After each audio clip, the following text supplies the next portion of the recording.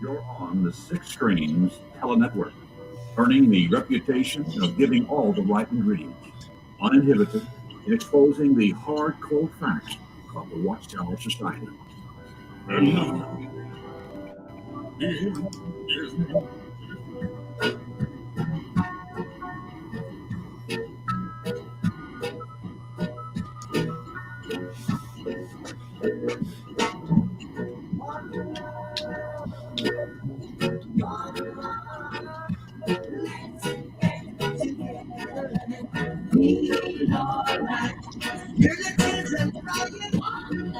Wow, it would be nice if we all could get together and show love. That never really happened in the Watchtower. Well, it can happen in the ex-witness world. Well, we got two great people Show love. That never really happened. Two great people The coming ex-witness. Well, we got Linda and we got Pete. You guys on with us? I'm here. Hi. How you doing, Rick? I'm doing good, guys. So you guys are on with us now. So looking forward to your program. So I'll kind of step out of the way here for you, and you guys can do your thing. So keep the wheels moving. Okie doke. Okay. Thanks for having me on, Linda. Oh, I'm glad to have you back. Last month was such a blast. Hello, everyone. I am Apostababe Linda James, your favorite apostate. And what you're listening to now is Healing After the Watchtower. And my guest today is Pete. He has a YouTube channel called XJW Curious.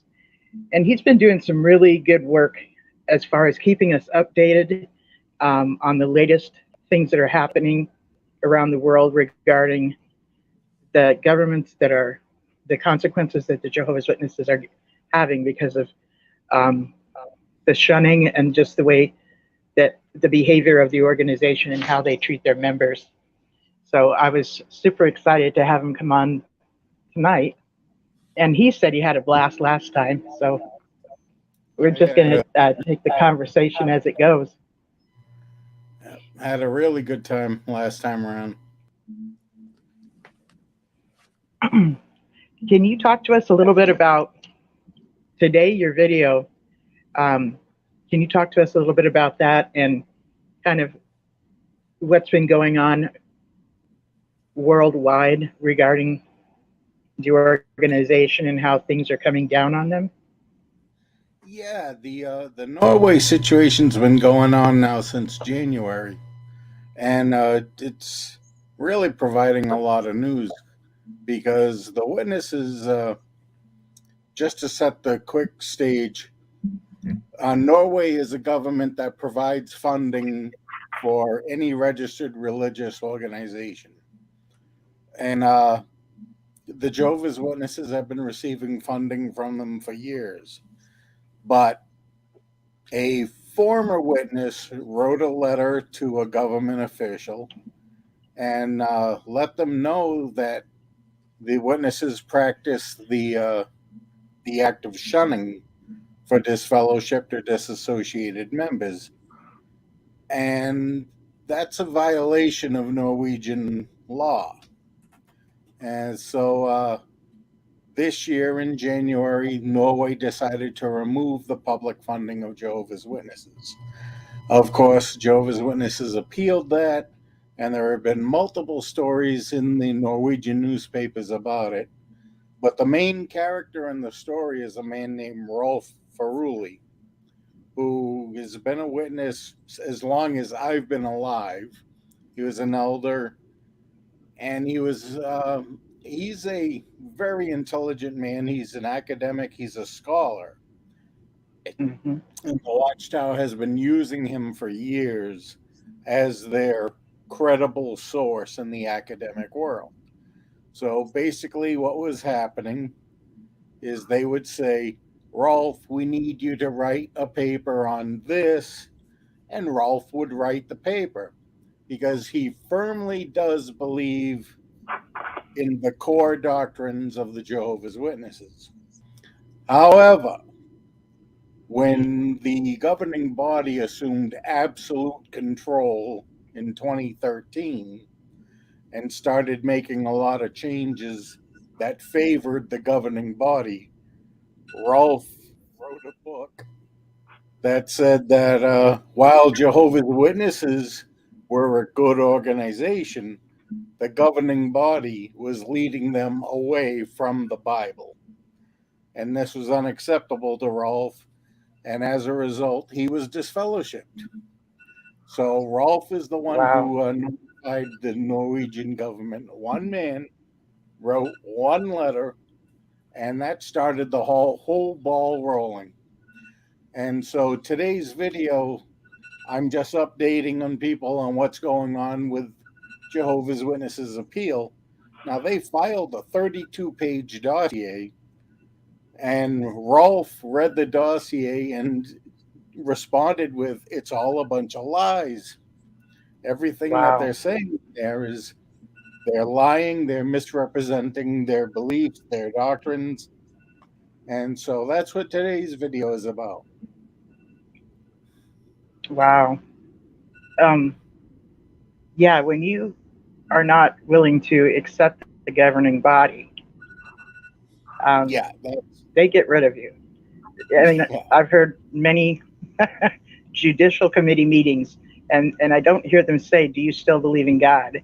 I hear them ask, "Do you still believe that Jehovah is using this organization and the governing body?" And if you don't believe those things, you are dismissed. You are, you will be disfellowshipped for apostasy. Oh, yeah.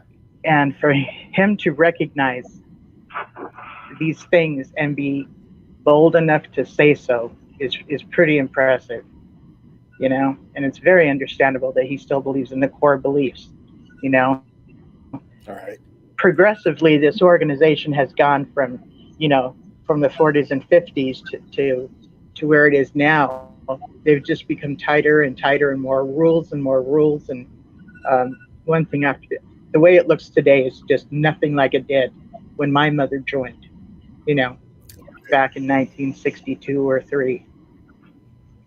Would you say that's about the same with your mother? Oh, absolutely. I mean, my mother and I joined in 1969. And, when we joined, there was no, governing body. There was a president. That's right. Nathan Noor, and he was it. We had a presiding overseer in our congregation, like all the congregations did back then. It wasn't until I think like 72 that they instituted the elder arrangement, where we had a body of elders and then the ministerial servants. So to me, that's kind of like the new thing, And right. I think so was too. Right. There was eventually, the talk of the governing body, but it wasn't, the dictatorship that it is today. Like I said, it wasn't really until 2013 that they absolutely pulled the coup and took absolute control. We have some great sound effects. Can you hear them? Oh my. What was it that happened in 2013 that you can bring up as far as the things that he noticed and really, I mean, the Bible came out, that the silver sword came out that year, correct? Remember that? What else was it that he noticed that was? Back in 2013, I wasn't really paying much attention to the witnesses, but what I've been researching for the past, year now, you could see that there was a clear delineation. The Watchtower articles, the publications were really starting to focus towards the governing body. There was less talk of Jesus and Jehovah and the Holy Spirit. and it was all being more focused on the governing body. And the 2013 New World Translation has so many changes in it that are focused toward the governing body.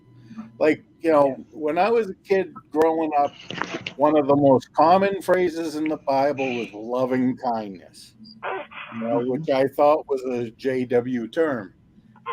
But in the 2013 Bible, they changed loving kindness to loyal love. Loyal. And, Loyal and love. loyal love. And there are many other scriptures where they insert the word loyal or loyal.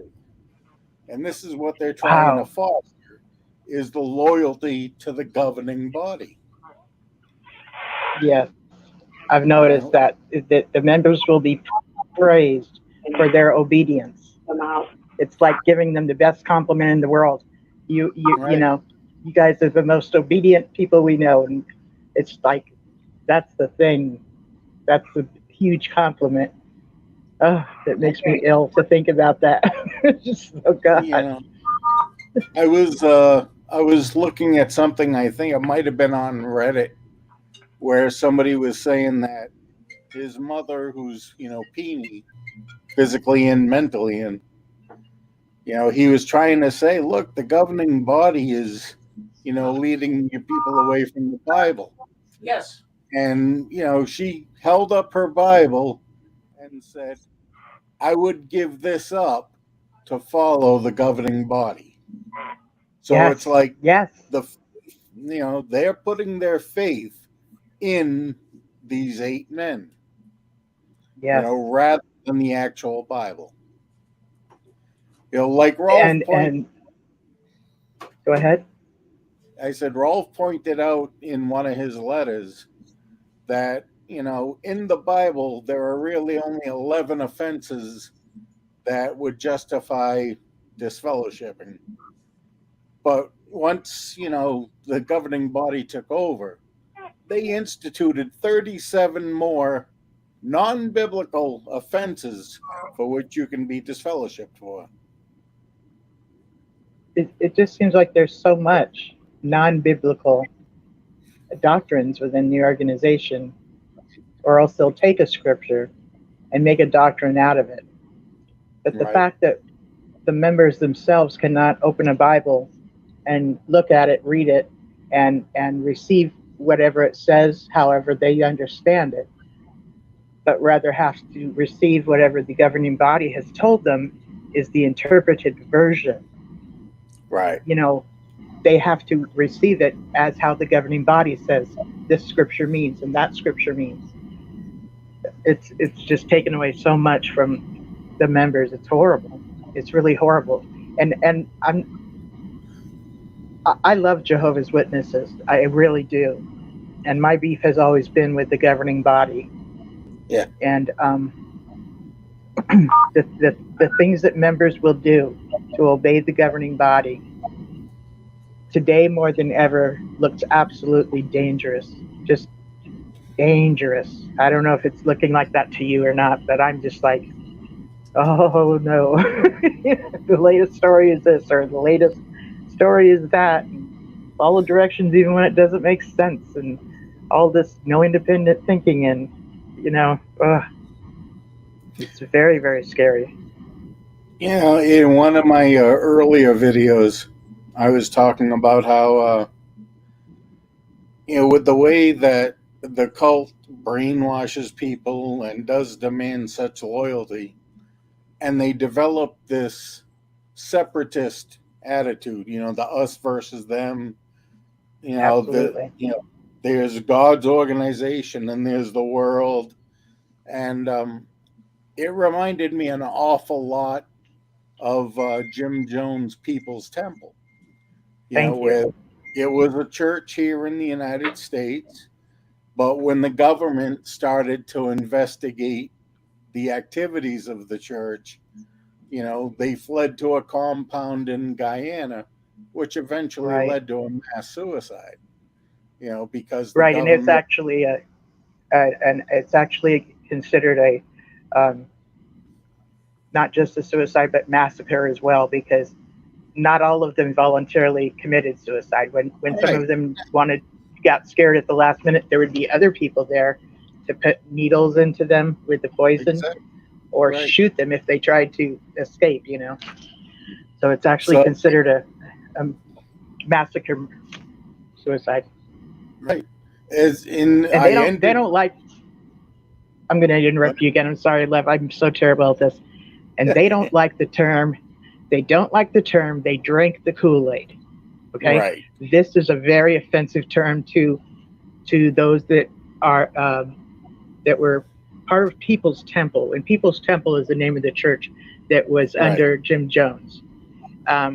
Because it was not Kool-Aid. It was like a generic kind of Flavor Aid kind of thing that they Yeah, used. flavoring. Yeah. And after that that's like, incident, Kool-Aid, the real brand Kool-Aid, had so much negative consequences. It was horrible. yeah, well, you know, Kool-Aid was like the most successful brand of that ilk. So that's what's got, it's like, you know, you blow your nose with facial tissue, but we all call it Kleenex because that's like the number one brand, right? And so, you know, we make that connection. If you ask somebody for a Kleenex, you know, you're going to get a piece of facial tissue. Exactly. But That's I very ended true. that video, you know, when I said, I'm wondering how long it'll be before there is an episode of JW Broadcasting where they say it's time to drink the Kool-Aid. Yeah, I don't know how many of us are here. Hello? Yeah. Oh, hi. I can hear you, Christine. Can you hear us? Yeah,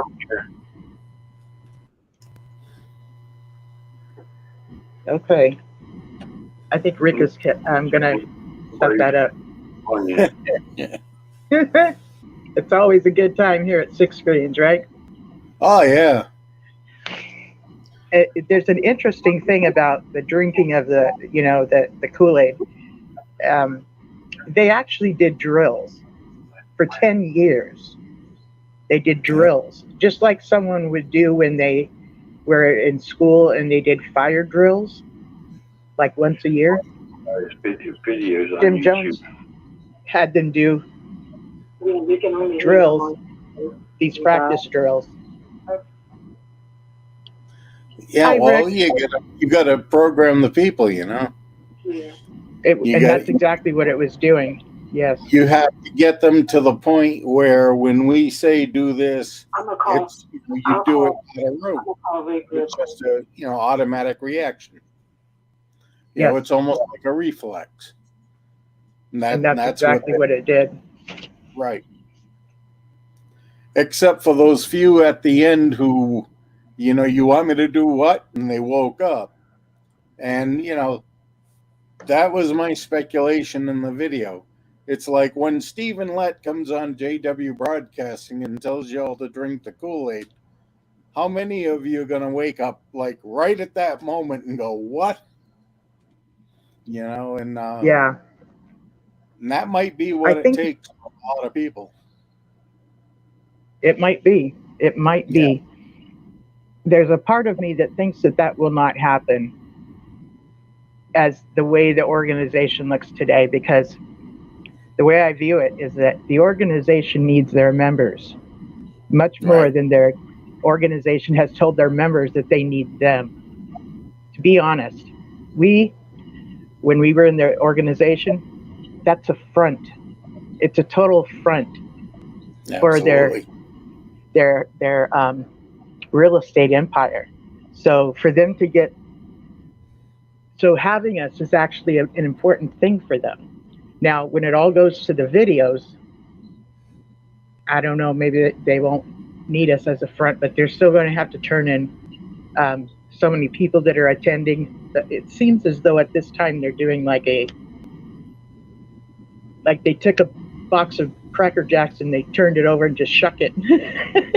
Whatever remained in the box are the ones that are going to stay, and whichever fall out are the ones that are going to leave, you know? And Right. they did a kind of a purge around the 1980s too. Yeah, that was yeah, I think probably the big purge was the beginning of, the governing body starting this path down the autonomous control. Because that was when, Ray Franz, he's like, wait a minute, guys, we're making fewer and fewer decisions based on the Bible, and it's more about, the corporation. And they were like, shut up, Ray. you Yep. know? And Yep. that was the basis of the whole book, Crisis of Conscience. It's like, wait a minute, we're supposed to be a Christian organization. We're supposed to be teaching, our teachings are supposed to come from the Bible, and that's happening less and less. And so, and those who agreed with Ray were booted out with him. Yes, they were. Yeah, He and so basically, I was going to say, he basically single-handedly wrote the aid book to Bible understanding. They right, did give him some other people to assist him, but he started it off, right, and you were actually telling me, I think it was you, that yeah, the other books of today is almost an identical of the aid book. What is it they yep. use now that has The taken the place? insight on the scriptures. Yes, The insight on and the that, scriptures. Yeah, yes, that acts as a concordance, so to speak. right. When you want to find out what their doctrines are and why. I've got my aid book right there. There we See, go. I love that. That is familiar from my childhood, that aid book. And I can remember clear as day my mother showing me how to look things up if I was not sure about something. And Right. she showed me how to open the aid book and look up the subject. And I remember just looking at her like, that is really strange. That is really, wow, that's really weird. And I didn't know how, I didn't have words for it. Like, it was just weird. So she had to go and find out what the organization's teachings were. So she was teaching me, of course, to depend on this organization for all of the answers. Unmuted. Muted. I think the aid book came out in 1970 or 71. So it was, just as I was coming in to the organization, and then in our house we had 4 sets of encyclopedias, and my older brother was out of the house when I was 4. So from the age Okay. of 4 on, I was an only child. Right. And I would just sit there and pick a encyclopedia off the shelf and just start reading. That's so So when cool. the aid book came out, I was like, this is cool. This is like a Jehovah's Witness encyclopedia. So all the stuff that I'm, reading in the Watchtower and all the other books, I can look it up in here and actually find something. So I Yes. love the book. And then when I got in contact, with one of my old witness friends from back in the day, and I was talking about, the publications, and I said, my favorite book was the aid book. He's like, oh, that's old light. And I was like, what? That was my introduction to the whole new light, concept. Because we didn't have new light back in the, my day. I mean, I left the organization in 1983. So I all think I did this, around that time too.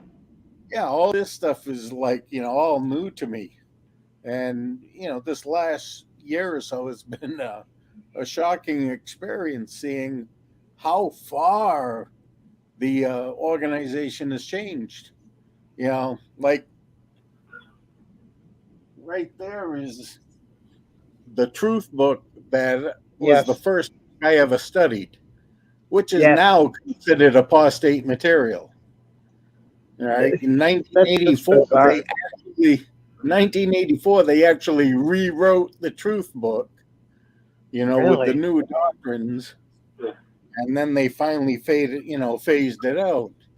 But it's like, so what you're telling me is that everything that I learned when I was baptized at 9 years old is all thrown away. The organization that they have now, the beliefs they have now, are not the same beliefs that were in effect when I was baptized. It's a whole different organization now. And it's like, Yeah. how does it work? It Like, it seems. I'm sorry. Go ahead. I was just going to say, like the Catholic Church, You're right. who is, the most evil thing according to Jehovah's Witnesses. I mean, they change some of their practices or doctrines, but it's, a slight shift. Like, oh, you can't eat meat on Fridays. And then it's like, well, you can, do this or do that, or, and it's a subtle change. The Jehovah's Witnesses is just like, now erase, we're doing it this way now, and it's and Yep. it's just absurd. Hey, Yeah, Pete, it's really bizarre. Yeah. hey, Pete, can you hear me? Yeah. Yes, I can hear you. Who's this? Hey, Pete, this is Gilbert. Hey, Oh. you're right about how they change it. I'll just give you a real quick example. Psalms 2, you can go into Bible Gateway or anywhere, and it talks about, everybody knows the song, Kissing the Son, Kiss Jesus. So regardless of your religious faith, a lot of the churches use that verse where you kiss Jesus, the Son. And I think it's song 168 of the old songbook. It's a really beautiful song, and I talked about kissing Jesus. Well, Watchtower got rid of that. They eliminated the word kiss. Something as small as that. But if you just go to the chat section also, I posted 3 Bible texts where Watchtower puts in the word circuit. No other religion, no other Bible puts in the word circuit in their Bible. But Watchtower puts the word circuit to give you the impression that circuit overseers is something that Jesus and the apostles instituted. They inserted that word, and you'll look at the chat section. I posted those 3 Bible verses, and it's from the jw.org. So it's little things like that Watchtower does to one, to keep you away from Jesus. Instead of kissing him, you do something else, and to make you think that the first century Christians were like Jehovah's Witnesses, having circuit overseers and going door to door passing out magazines. So that's all I got, guys. Yeah, that's what they did with the whole governing body thing. They keep referring to the story in Acts where Paul and Barnabas traveled to Jerusalem to talk with the congregation there. That was not a governing body. If you read the full account, the entire congregation was involved in that discussion. And after all was said and done, it was the Apostle Peter and the Apostle James that ultimately made the decision that's like, okay, look, you guys go back and teach this. And this is how it is, So there was no like governing body that was controlling everything. It was an open discussion with the whole congregation.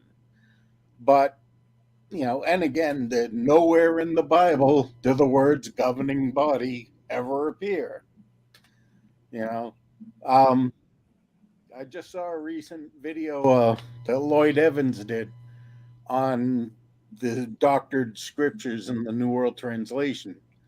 And a couple of the verses were where they take, the scripture said that, you have to be in Jesus.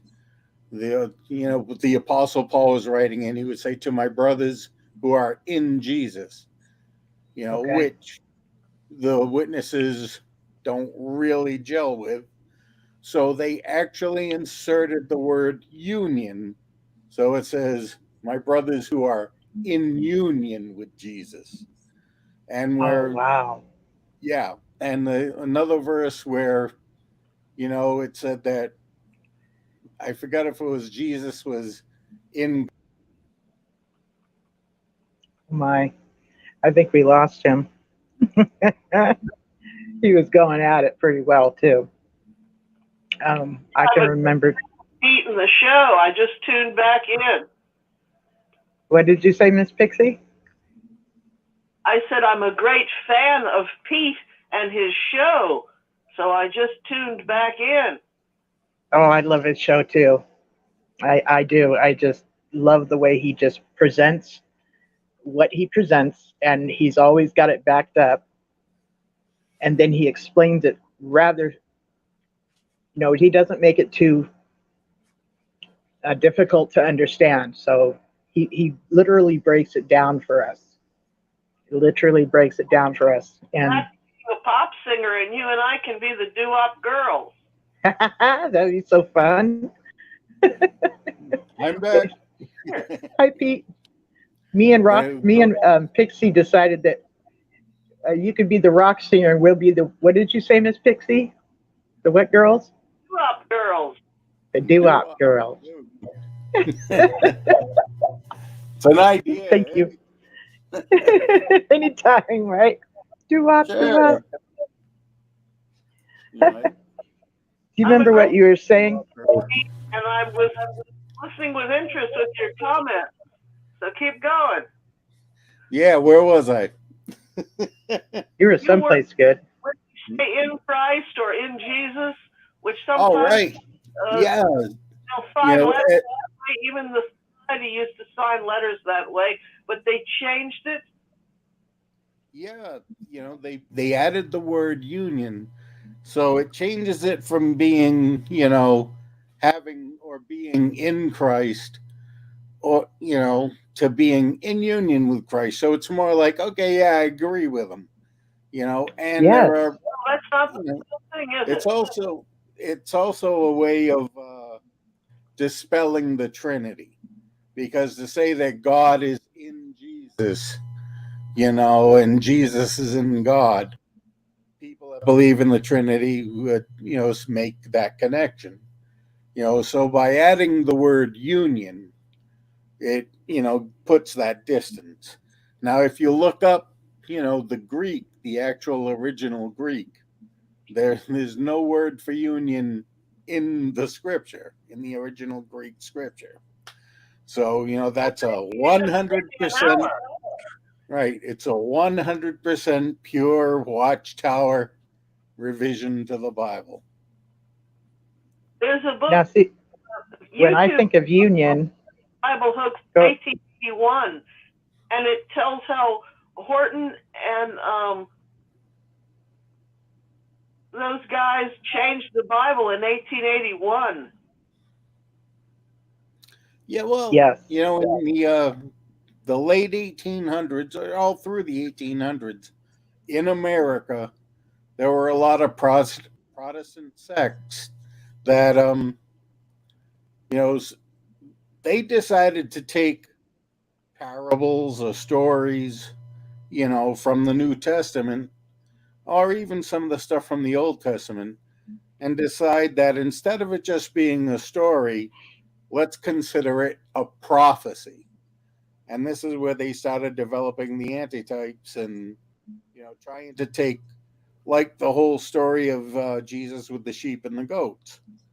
That was a parable. That was a story. Jesus told stories to make a point, to give people an example they could relate to. But all these sects from the 1800s, the Protestant sects in America, would use these as, prophecies. And then they would put their spin on it. And this is where, the Adventists that influenced, Charles Taze Russell came from, the Millerites, Right. George Storrs. All that. Right. Yeah, they changed it. I have a whole history notion. I have a friend that was a historian with me in college, and she started talking to me about this whole mud flood idea, and I thought, well, that's a bunch of claptrap. We didn't learn that.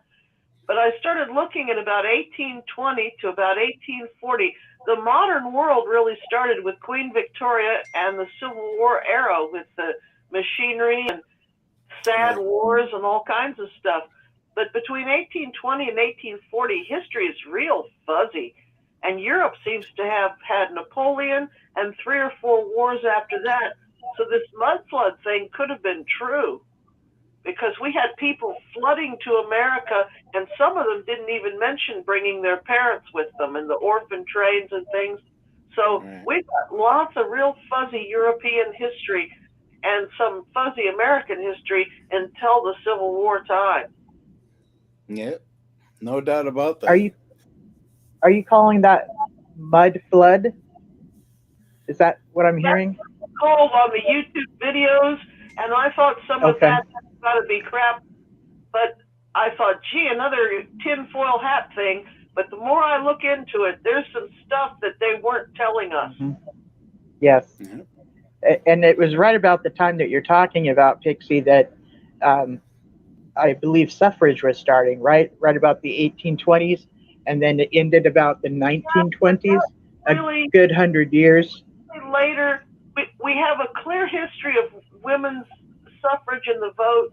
We have a clear history of Black history and after the Civil War with Reconstruction. That's all very clear. But about 1820 to 1840 must have been a terrible time for the whole planet. Okay. It was a time change for sure. Europe after Napoleon Wars, this mud flood thing. I think Europe had some terrible, terrible weather, and people just didn't even discuss it. It was so bad. Wow. There was like this new thought movement, right, coming in the 1800s. That was from Massachusetts. That was wonderful. We have a clear history on Emerson and that, yes. Yeah, I think the 1800s, the things that were going on then, and the Little Women version with Susan Sarandon that was some years back, that has the novel Little Women, but it also has a real feel of Emerson and that era in there. So we're clear on what happened there. That's clear. Okay. But a lot of these people that emigrated, including some of my early ancestors, I think they were fleeing Europe because of war, and also this mud flood must have been true. Because I saw some woodcuts and things the other day where it looks like people were looking over a river, and the whole church, like there was some kind of steeple from City Hall, it was all the way up to there. So they must have had a terrible thing that happened. Wow. Yeah. And a lot of it was dug out. And the Sphinx, as we know, the tourism in Egypt with the Sphinx and the pyramids, the sand was dug out. So there's civilizations underneath, and there might be another one underneath that. Yeah, you never know. I love watching archaeology shows because they're especially like the ones that come over from England.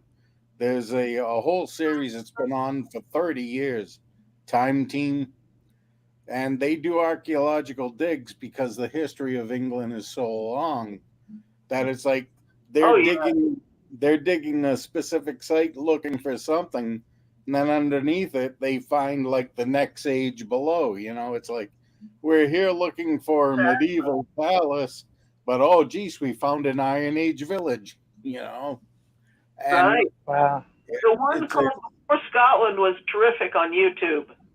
Yep. I love that stuff. When I'm not researching my videos, I'm watching archaeology stuff. Yeah, we could probably have a good lunch over that. That sounds like fun stuff. But anyway, this mud flood is an interesting kind of alternative crackpot thing. But the more I look at it as an actual historian and the woodcuts and all that some of these amateurs are presenting, I'm like, yeah, Europe went through it. And they just don't build like they used to. And some of these magnificent buildings, like people didn't have electricity yet, but the town hall did. Right. Or maybe the church did. Some big building did have some kind of electricity before the common person did. Oh, absolutely. You see in some of the period movies where the rich people, have the electric lighting in the house, whereas poor people still using the gaslit torches. Sure, sure. Yeah. So if they hid that from us, what else did they hide? And I'm a great believer that the giants did exist. The Noah's Ark giant idea, the witnesses do have that correct. Yeah, there's actually been some archaeology that supports it. They have found some oversized skeletons. So yeah, that's there is evidence to support that, as opposed to many of the other things in the Bible that there is no archaeology to support it. Right, right. So And then in Hinduism there was this place called Mohenjo-Daro. And they don't know if that was a big war or if it had some sort of natural nuclear thing. They don't know what that was. all right. So in the Bible where it rains fire and sulfur, that probably happened too. Yeah, that was probably just a description of a volcano. And a volcano erupting, like when we all got to watch Mount St. Helens erupt on TV, what was that, 40, 50 years ago? And I was like, oh, cool, look at this. And like just seeing the amount of, dust and cloud and debris being spewed from it, it was like awe-inspiring. And it's like, wow. And we're a little bit more technically advanced than people 500 years ago, 1,000 years ago. So when they saw something like that, their minds don't have the capacity to understand as much as we do now. And so, to them, the natural instinct was to give it some type of divine, interpretation. Because what the human mind can't understand, it will create something to explain what they're witnessing. Sure. And so, you see it all the time in depictions in movies and stuff where an explorer will go into some Amazon jungle and turns on a flashlight, and the natives are all spooked because they've never seen this magic. Sure. It's just it's all about the level of education and what you're used to. So when when ancient film first came out in Europe, the people came and paid to see the film of a train. And when they showed the film of a train in a silent film, half the theater got up in panic and ran out of the theater. Yeah. Oh wow! Look, Okay. In the book The Finished Mystery, which came out I think in 1904, as part of the studies in the scriptures, they said that the biblical Leviathan was actually the steam locomotive. Yep, that's what it said. Yeah. So it's fascinating to. I've done a couple of videos where I point out that the Jehovah's Witnesses keep saying that 1919 Jesus chose the Watchtower Society as their organization, and it's like, some people say, well, how do you prove that? Well, it's an unfulfillable prophecy. You can't verify it. However, it's easy to. Same people that couldn't tell a real train from a piece of film train. Yeah. But that's how primitive the Europeans were when they saw the film of the pictures of a moving train. Right. The brain hadn't learned to enjoy a film yet. Right. My mother used to tell me that her mother, when, back in the 20s and 30s, when you would go to the movies, there was like a Saturday matinee. And, you go to movies one Saturday afternoon and you would see a movie, and there'd be an actor in the movie who gets killed in a shootout, in a Western shootout.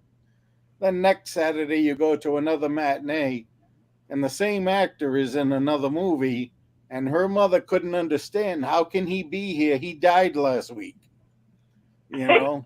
Exactly. They hadn't learned the vocabulary of the film yet. Right.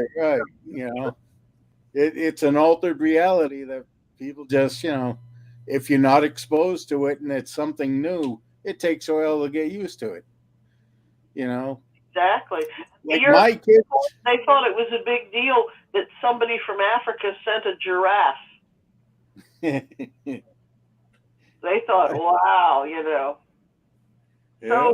So we have gotten a lot in just our last 2 centuries. We forget how primitive people were even in the before the Civil War time, and then the Bible was really the Bronze Age.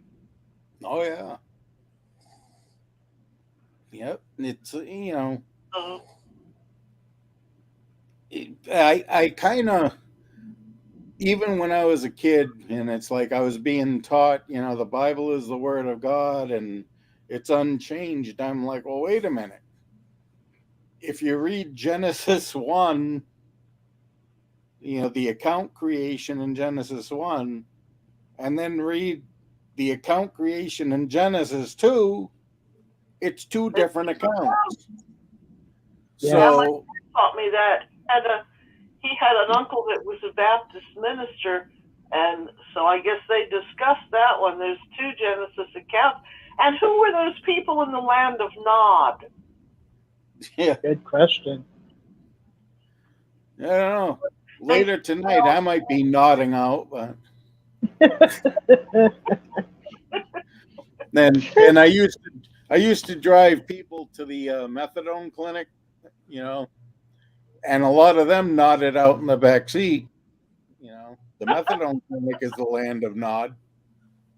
So Maybe they were Neanderthal cave people like me. You don't know who they were. They might have been Europeans. yeah. That's the fascinating thing about history. Like the illustrations.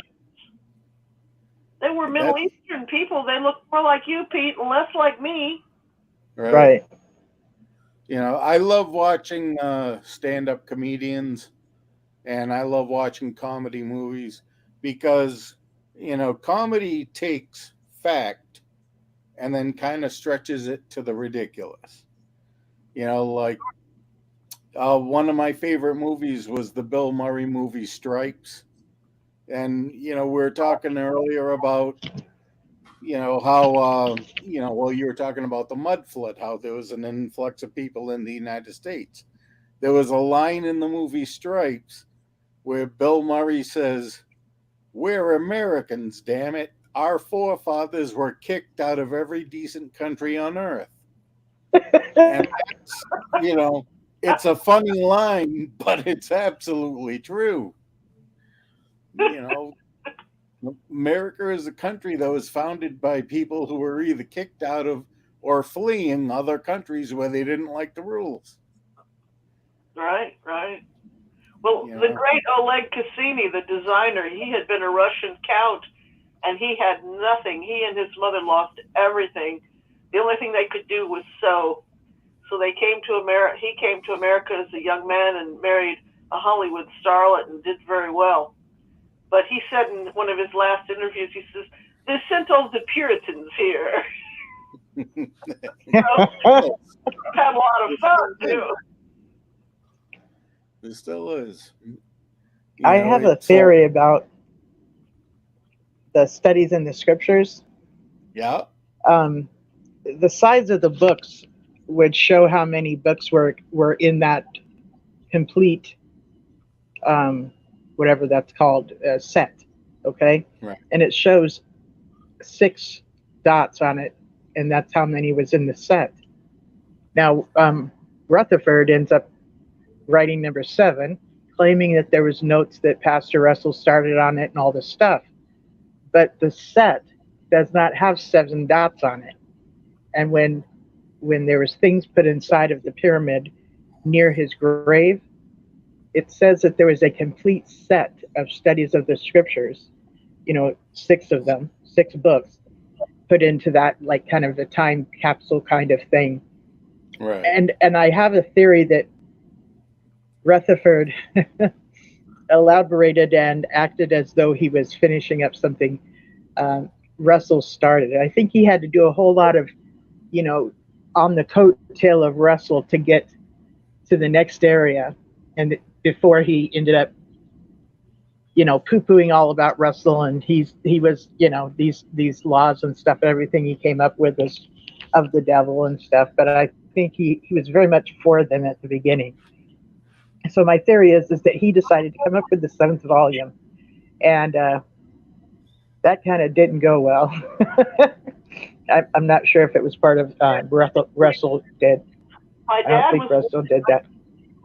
and he was a witness by 1927 or so, and they all partook until about 1938. Oh, And then they had the name change in 1931. Whenever the name change was, it took a while for them to have the 2 classes idea of heaven and earthly. Right. When he was in Nebraska, they all partook until quite late. And Well, you can look up. Standardized. Yeah. I mean, Rutherford, it was totally different. He was militant in many ways, and sound cars and picketing, and totally different from what they had before that. It was mind you, he had the members. It says in a small group. Well, I'm not a big fan of Rutherford. Like, my personal belief is that Charles Taze Russell was an honest to goodness student of the Bible. Everything you read about Russell from his early days, he studied with different religions, and would form a belief thing. And then, like when the Millerites said that, Armageddon was going to be in 1841 or 42, and it didn't happen, Russell continued searching until he formulated his own, timeline, and started the Bible Students So Group. much need to attend any church at this point, but my dad in his later years, he joked after he'd had so much responsibility in the local congregation, and he says, well, I must still be just a Russellite. So he was seeing, too, the great change in it. And my mother lived to be 102, and one day she sat with me and she said, it just doesn't seem like the same religion anymore. No, it isn't. When Russell died, in his will, he stated that he had 5 people that he would approve of as the new president to succeed him. And he had a second group of 5 in case the first 5, weren't alive or whatever. Rutherford was in the second group of 5. He was like one of the alternates. But Rutherford was a lawyer, all right, first and foremost. And he worked some political backstage, shenanigans to actually assume control by getting the board to vote out the people who were supporting, Russell's beliefs. And so that's what my dad said. He said Rutherford took it. He did. He stole the organization. And it was with Rutherford that Bible students became Jehovah's Witnesses. That's when it became a cult. It really did. Russell had women in there that he trusted in positions of authority. Yes, he did. Of a womanizer, drinker, and misogynistic toward equality. Yep. I mean, Rutherford did so many things that were just absolutely disgusting and despicable.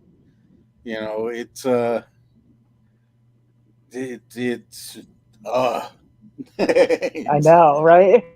Really, They're in But it. remember, Jesus Different picked us when he was a president. yeah. Just after he got out of prison for what? You know, Treason? No, or sedition? Yes, sedition. yeah.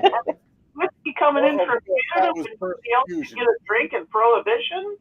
Yeah. Well, he was bringing in booze from Canada. Yeah, he had his You know, guys doing it for him. right. But here, like in one of my videos, I talked about, look, Jesus chose the organization in 1919. Well, in 1919, the International Bible Students, because there were no Jehovah's Witnesses, but That's correct. they celebrated Christmas. There are pictures of the Bethel Christmas breakfast in 1926. In 1919, they celebrated birthdays. In 1919, you could get a blood transfusion. In 1919, My dad used to donate blood. My dad was an early Bible student, then early witness, and he said he used to donate blood, and they had Christmas until I think 1929. yep. So we should all dress up in 20s clothes and have a Downton Abbey Christmas. That wouldn't be a bad idea. That'd be great. Yeah. That's an idea. That could be a video idea in December. I like it. Witnesses have a 20s Christmas. Yeah, I'll get myself a waistcoat and the ascot and Yeah, Oh, that'd be very handsome. Yep, you could wear it too. for haircut. It'd be cute. yeah. Well, I only get my hair cut once a year, whether I need it or not. So I'd have to, work out the timing for that. But maybe I'll break my pattern and get a second haircut that year. There you go. We could have fun. We could have martinis.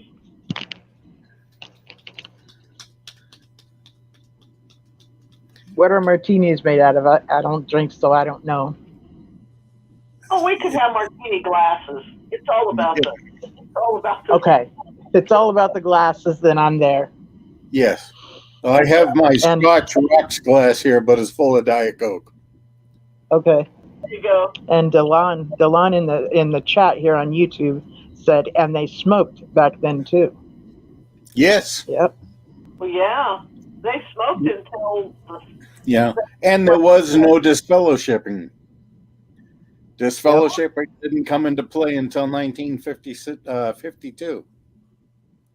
There you go.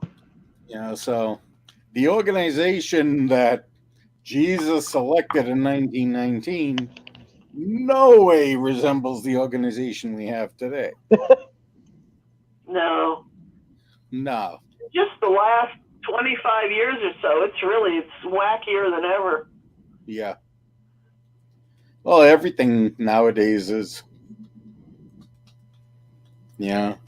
I mean, that's one thing. I thought that fellowshipping really accelerated in the early 80s. Well, yeah, with the Purge in 1980.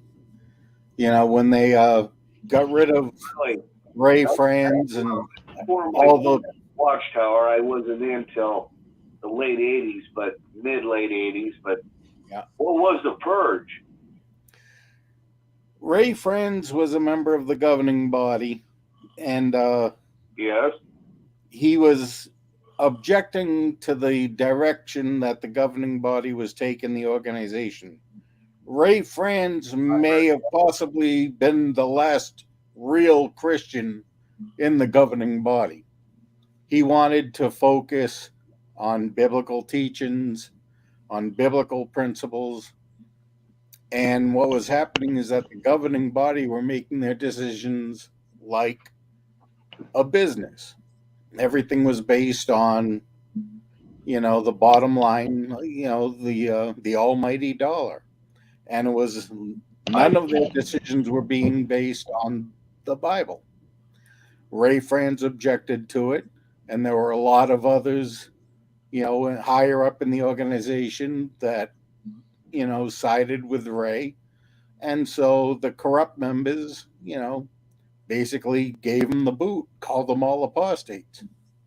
And that's why all the publications like the Aid book, the Truth book, that Ray Franz had contributed so much to were now considered apostate material and had to be rewritten or replaced. But yeah, you can look up, 1980s Purge, Jehovah's Witnesses, and there's a lot of stories about it.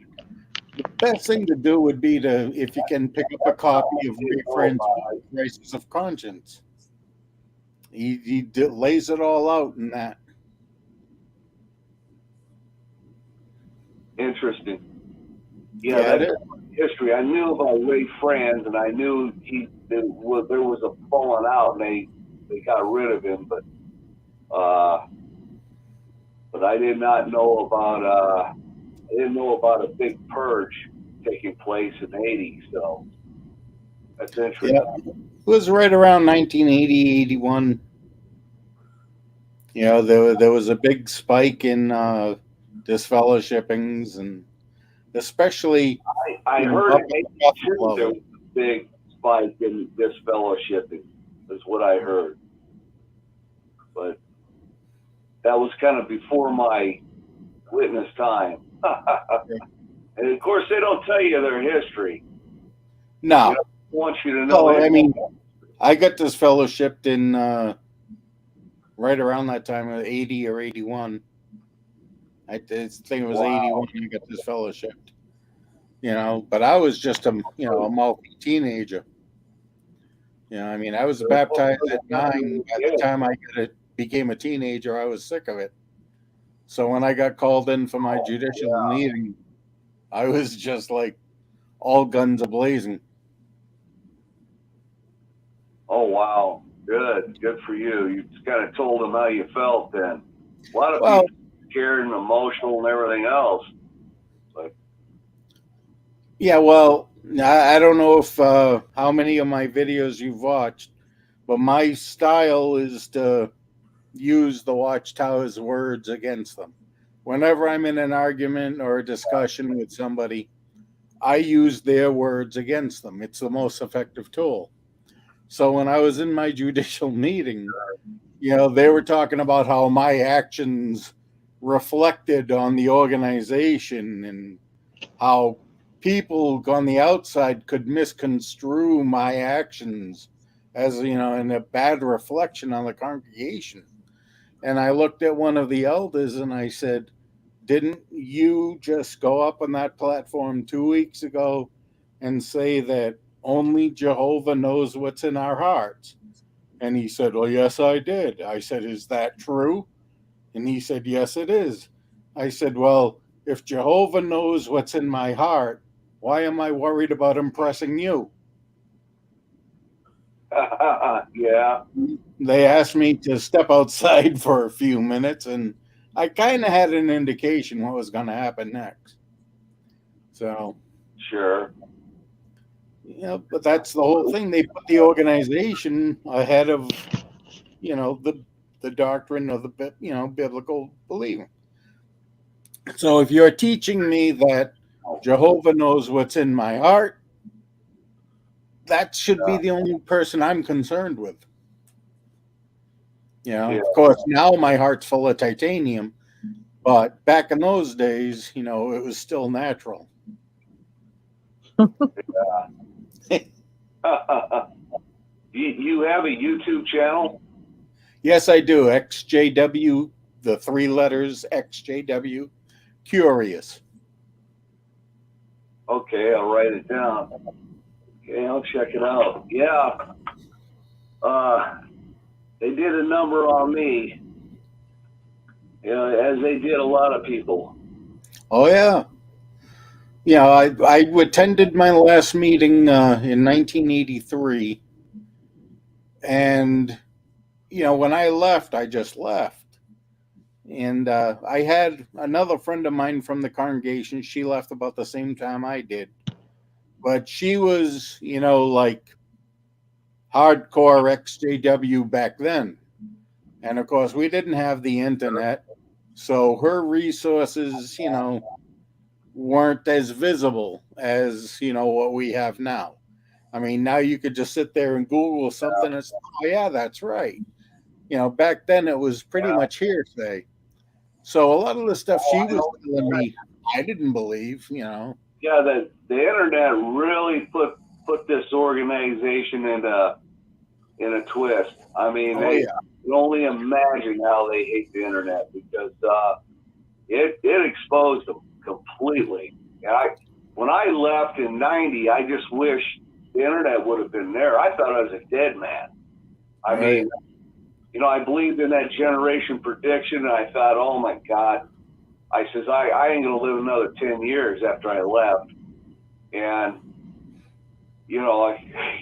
soon 10 years came along, and then another 10, it was 20 years. I go, wow, that generation prediction must not have been true. Those people would be dead. I have a T-shirt that says Jehovah's Witnesses living in the last days since 1879, because it was the July 1879 Watchtower. Well, back then it was the Zion's Watchtower. And in the first two paragraphs of the first Watchtower magazine are the words, "We are living in the last days." And that was the mission statement of the Watchtower, is to proclaim that we are living in the last days. So that has been the doctrine since day one. Yes. Yeah, there were several predictions after Russell started in, 1870 on. He made several predictions in the 1800s after 1870, and then then the 1914 bit come, and then I believe 1916 and 1918, and then when Rutherford took over, it was supposed to be 18, and then Rutherford took over in 16 after Russell died on Halloween. He took over, and then he predicted 18 and then 25. I heard he even said the 30s and sometime in the 40s. 1942. That's the year he died, right? Yeah. In 1941, they released the new book, Children. And they made this big, pomp and circumstance of they had marching bands, and a whole bunch of children were being given free copies at the assembly, and they're marching and the band's playing. It's a whole big to-do. But in the article in the Watchtower magazine talking about it, it says that these children accepted their gift, with happiness and joy, knowing that this would carry them through the remaining months until Armageddon. Wow. Right? So it's like they were foretelling Armageddon in 1942. And there was for Rutherford. He died in January. So, Wow. I think it was the 8th. Yep. Yeah, January 8th, which was my birth certificate's father's birthday and Elvis's birthday, and my biological father's date of his death. Busy day, January 8th. Oh, wow. So, small world. Yeah. Now, was there a 1951 prediction? I heard there was. Are you familiar with that? I'm not familiar with it. After the 1942, there was the original, Russell first said 1914, which was based on the numbers from the pyramid at Giza. When 1914 came and went, they said, "Oh, wait a minute! No, we didn't account for the year 0, so it was 1915." And then when 1915 came and went, they said, "Oh, and maybe it was 1916," and they did that for 17 and 18. Those weren't like real firm dates; they were just like speculating. But when Rutherford took over in 16, he was adamant about 1925. The watchtowers back then were saying that there is, there is more proof of 1925 than any other thing we've ever discussed. So 1925 was firm. And then when that came and went, there's actually a Watchtower magazine, that had an article about an old Bethelite. They do these biographies of some of the old timers. And in the footnote, way down the bottom of the page, the Bethelite says that, Rutherford was talking about his 1925 prediction. And the quote was, "I really made an ass of myself on that." Which may be the only time in the Watchtower that you'll ever hear anything of that type. Off the top of my head, I forget which issue it is, but I have it mentioned in one of my videos. Wow. Yeah. Yep. I was going to mention what I did earlier this week. I went to Hi. every Kingdom Hall's got a website. I went there and I left a review, the one I used to go to. And I just wanted to mention the Watchtower, or the person who said that I made an ass out of myself. This is Zachary. Hi, Zachary. You should find it. Hi. It should be probably in someone's life article. Yeah, it is. It was, the life article that it was in, I believe it's in Brother Klein. Sounds familiar. It was on the governing body. Right. Yeah. It's down the bottom of the footnote, at the bottom of the article. So it would be in the probably the early 90s or the very late 80s. Very late 80s. Right. Carl. Okay, sorry. Not a problem. I appreciate that, Zachary. Yeah, like I said, I put it in one of my videos. I'd have to go back through like my, my records to see, because at this stage of the game now, I'm approaching my 60th video, so I've got notes and notes and notes and clips and now it's like trying to dig up, stuff that I quoted before. Do you see the organization as taking their doctrines and, let's say, about every 30 to 50 years, they just recycle them and just kind of add a different twist, but it's pretty much the same doctrines? Recycled? If you look at their history on their new light, a lot of their new light is just recycling what they were doing back in the 20s and 30s. Yeah, that's what I thought. Some of them have 3 or 4, like the elder arrangement. All right, when Russell was in charge, there was a body of elders in each congregation. All right, when Rutherford took over, he didn't like the elder arrangement, got rid of the elders, and put a appointed overseer under Watchtower control in each congregation. Then in the early 70s, they got rid of the presiding overseer and went back to the elder arrangement. But it was called New Light. But no, just going back to what we did in 1916. Same thing with the sheep and the goats. That's changed 4 times. But the newest understanding of the sheep and the goats is exactly the same standing that they had in 1923. Okay. So that it's been a circuitous route, but they're right back where they started from. Yeah. You know, so Yeah. yes, they recycle the old doctrines, and you know, they hey, maybe it's just a matter of time before they start celebrating birthdays and Christmas again. Wouldn't that be cool? That would be fun. Hey, Pete, do you remember the article they had with the cover that said the Brotherhood? It was in the 80s, I think. Now, I was out then. 90s.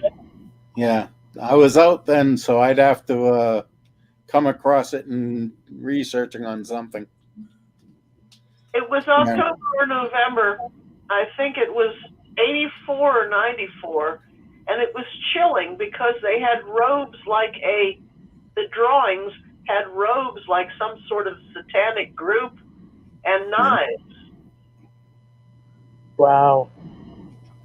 Well, this is what this is what the Watchtower does. All their artwork that's in all their publications, you know, when they talk about Armageddon, you see pictures of people dying these horrible deaths. That's to plant these images, you know, into your brain, so that when you hear the word Armageddon, you think of a horrible death. You know, when you hear the word, you know, sin, and you know, they equate sin and evil, and being unfaithful to the organization as a sin. Yeah. Your mind will start, okay, if I do this, this is against the organization, and that's a sin.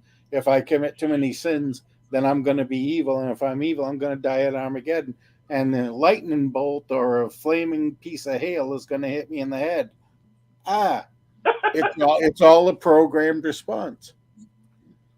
Right. Yeah, that's called fear induction or fear indoctrination. Yes. Absolutely. This was more like a bad college fraternity or worse.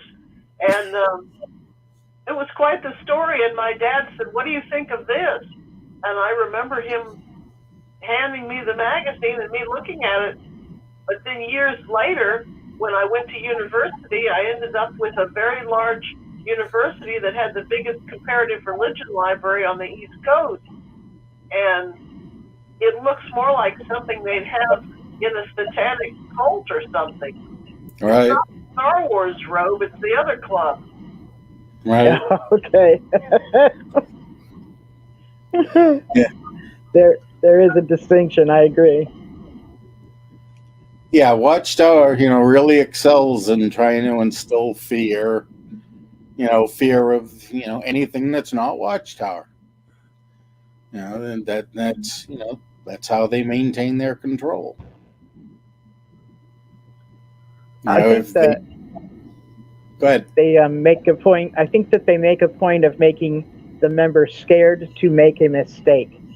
So Right. it's hard for members when they first leave to move in any direction of developing their own identity, because if you made a mistake, the way that we had been reared and indoctrinated, it was, I mean, all of the mistakes ended up leading to death. It's just that's what happened.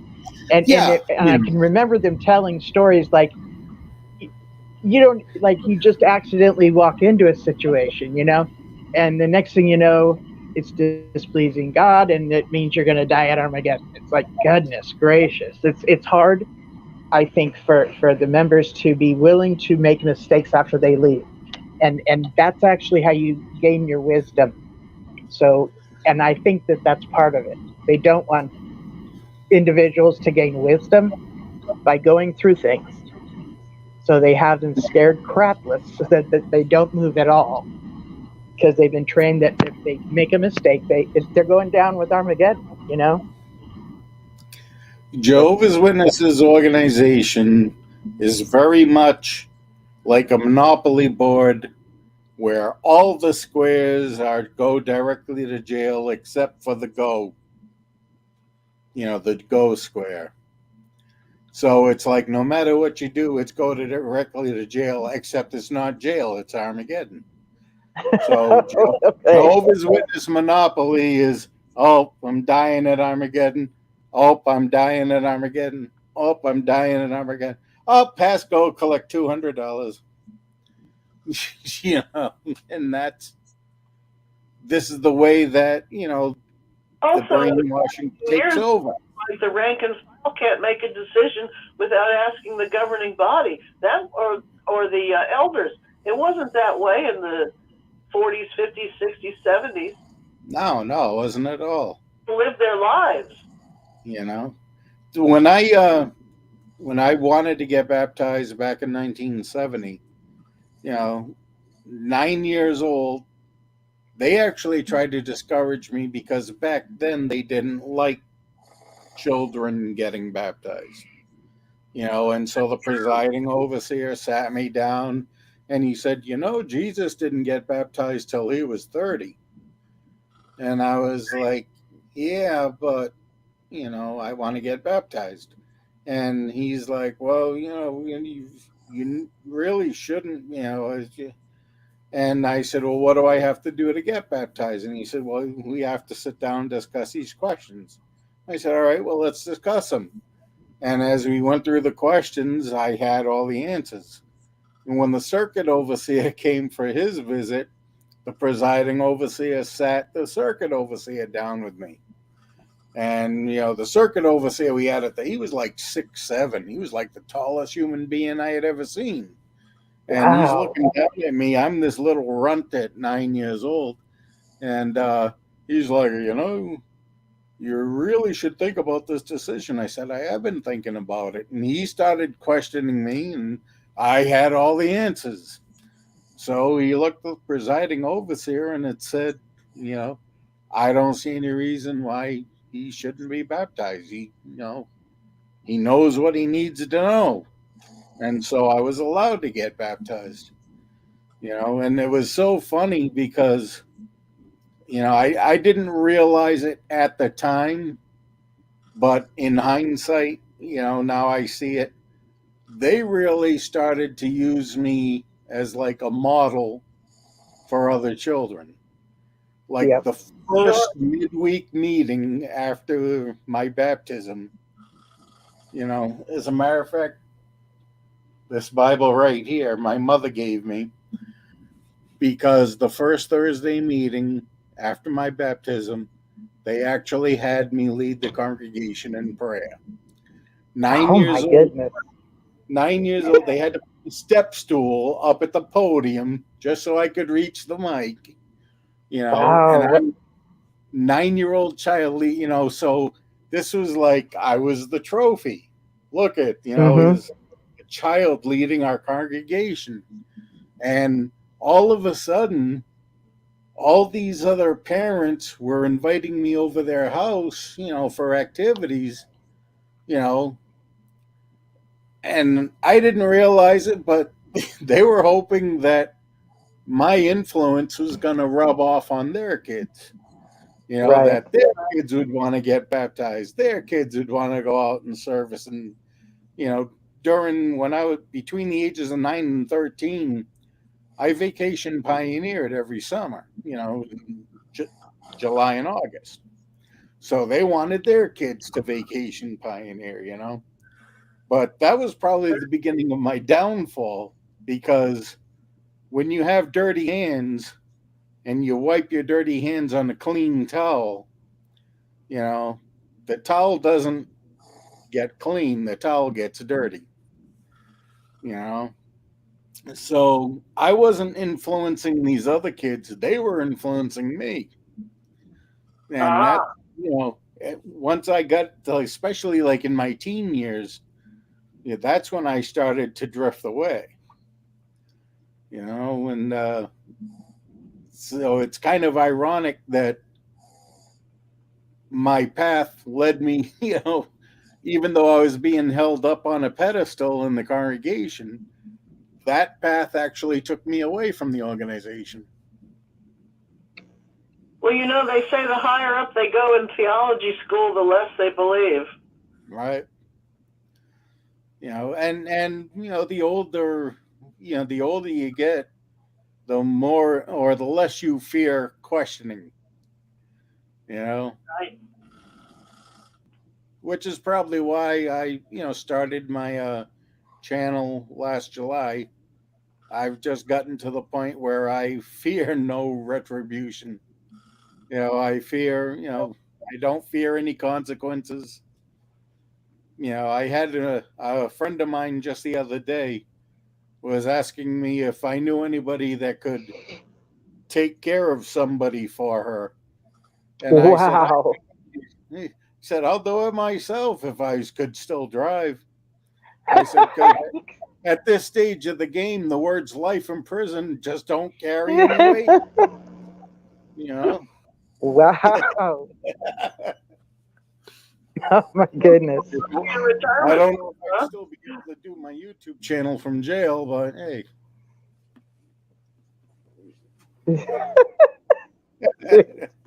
Dude, you cracked me up. It's like, You got to keep a smile on your face. right? If you don't have a sense of humor, you might as well just become a Muslim. I can remember one of my friends would. They seem to have lost the jolly countenance they had at one time.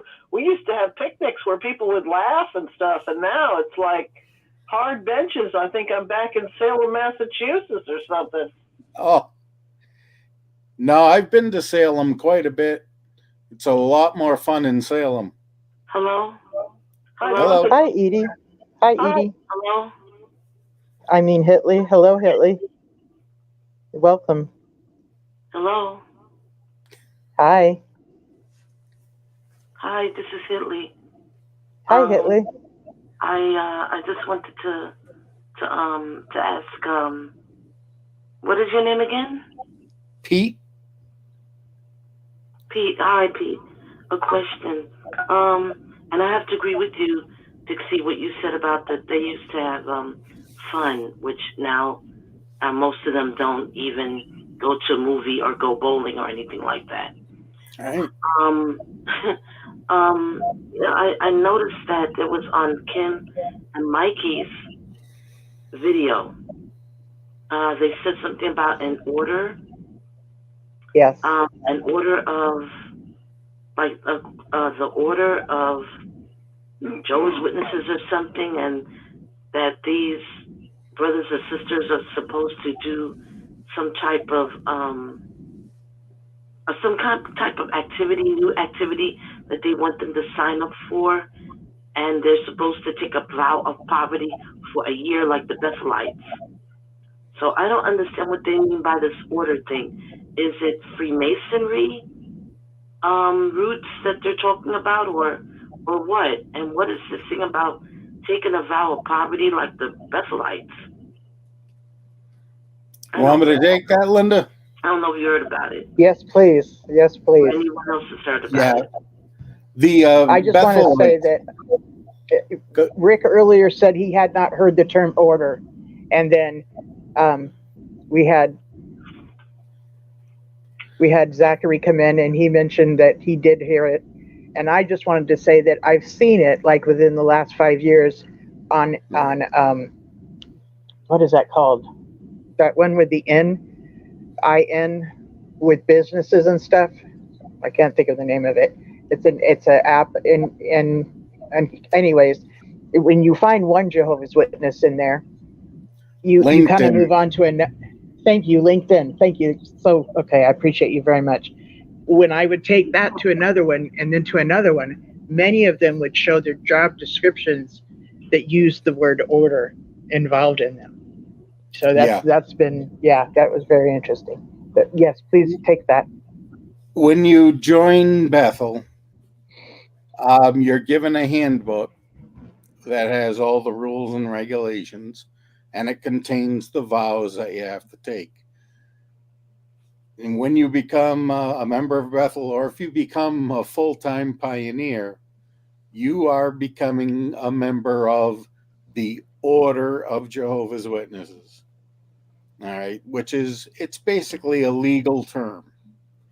Okay, it's not like it's a specific separate, religious group or anything. It's not like, say, Opus Dei is a offshoot of Catholicism. The Order of Jehovah's, it's a legal entity more than anything else.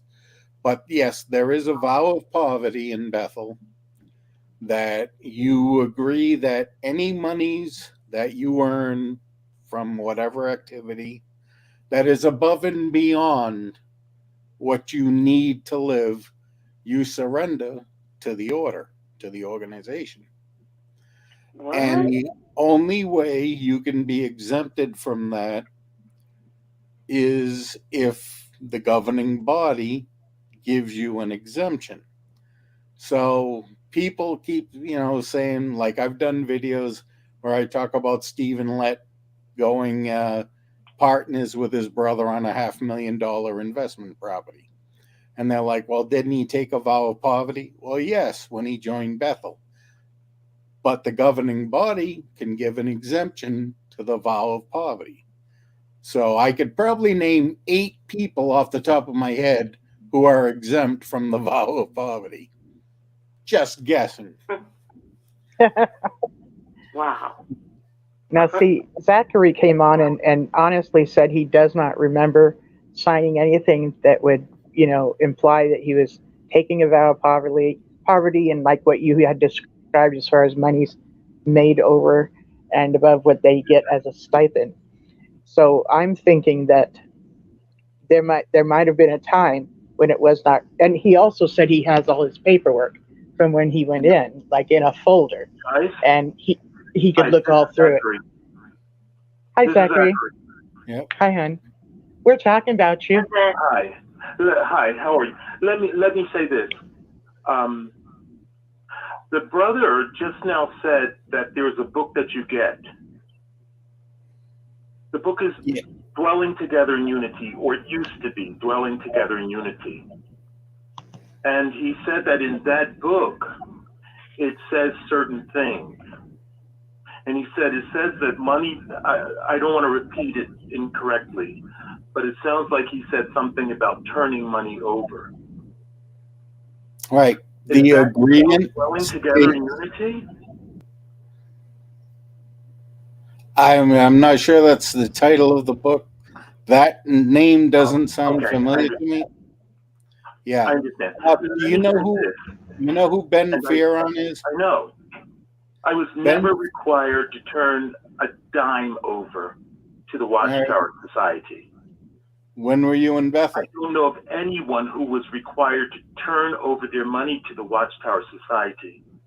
When were you in Bethel? That said, and I've said it enough, I say sometimes you have to believe whatever you want to believe. Okay? All right, that's it. Thank you. All right, Zach, when were you in Bethel? Thanks. Thank you. I was at Bethel the mid to late 80s. Okay. Do you know the name Ben Fearon? Hey, Zach. Yes. Hey, the one thing I want to say is, in spite of the fact that we've had a lot of disagreements over the years, Who's are you with me? Well, I don't know who this is. Oh, hi, Chris. The one thing I want to say is, probably, we've had, probably 7, 8, or 9 big cultural, political disagreements. But the one thing I loved about you, and this is one thing when I tried to log into the suite last week, I was listening to Ravel. And it wasn't just Bolero, but it was his other suite that tons of other musicians just loved. My whole point was, when I hear you call into the show, now if we get into certain things, I'll be the first person to admit, I might lose a little bit of the right way to, talk to you. And I really don't have a problem with that at the end of the day. Chris. Yeah. Chris. Yeah. Hello? I'm so sorry. My phone cut off. It's been on for a long time. I just heard what you said at the very beginning. I missed everything in between. I had to call back in. Yes. Oh, okay. Well, if you have to call back in, I'll wait. No, my phone cut off already because it had been on for so long, and I just now called back in. Okay, I appreciate that. Well, Zach, the one thing, like I said, I think we'd appreciate that culturally and politically we might disagree on a bunch of things. And I remember when I was logging back into the video suite, I think a week ago, I was just enamored by Ravel, which I know you know his work very well, I would assume, correct? No, not necessarily. Ravel's not. Well, before you say anything, let's just say Bolero, but let's say the piece. Oh, yeah. Sure. I do remember that. Yes, I know what you're talking about. Which Bolero is a piece that when you look at these beautiful people on ice skates just doing their thing and you're hearing this music above your head, you're like, holy moly. You're not only hearing music, but you're looking at these two just, athletic people, and both of them, the woman and the man, just completely beautiful specimens and just having this little dance on the ice. You know what I'm saying? Yes. Sure. Torvald and Dean. Yes. Yeah, but what I was getting back to was when I was kind of going back to, I was referencing some of my musical books about Some People's Islands book, and they were mentioning a book, and I mentioned this on the video suite when I typed it in. There's a piece by Ravel that apparently everyone is just raving about, and I don't even know how to pronounce it, and I don't know if you even know what it is. I'm just asking you if you have an idea what that is. The piece that everybody's raving about? Well, Zachary, what I'm saying is I've been locking and getting books about every band I love. And Zachary, as you know, I love progressive rock, I love fusion, I love classical, I love jazz, Johnny Coltrane, Miles Davis, Johnny Coltrane, whatever. But when people were asked what their island discs were, they gave this piece by Ravel, and I can't even repeat how to pronounce it. It has something to do with something about dolphin. If you can just take certain words out of dolphin, and it was a piece I've heard once, and I Chris, find the damn thing. It Chris, drives me crazy. I don't know it. And here's the thing: if I know it, I don't know that I know it. Okay. Do you know what I mean?